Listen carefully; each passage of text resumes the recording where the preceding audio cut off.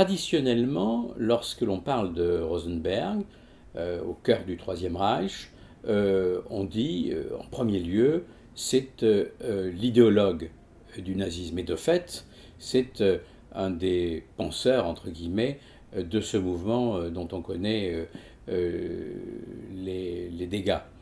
Mais ce serait réduire le personnage à une sorte de rôle, là aussi, entre guillemets, d'intellectuel, ce qu'il n'est pas, et faire de lui quelqu'un qui a du recul par rapport à ce qui se fait concrètement sur le terrain et ce qui se fait à partir même de ses idées.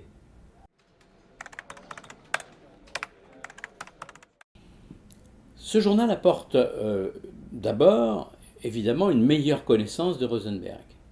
Qu'est-ce qu'il pense, comment il juge les différents moments de cette histoire du Reich, au jour le jour, et en même temps, ça donne une sorte de hiérarchie des événements qui se déroulent à cette époque-là.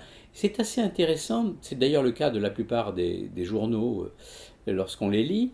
Ce qui est intéressant, c'est de voir quel est le ressenti des gens ex abrupto au fur et à mesure des événements.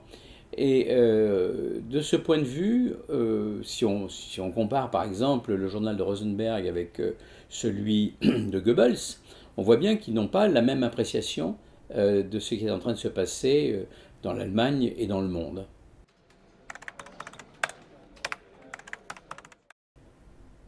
L'épilogue pour Rosenberg, c'est la potence à Nuremberg. Et c'est la conclusion un petit peu de ce qu'a été réellement Rosenberg.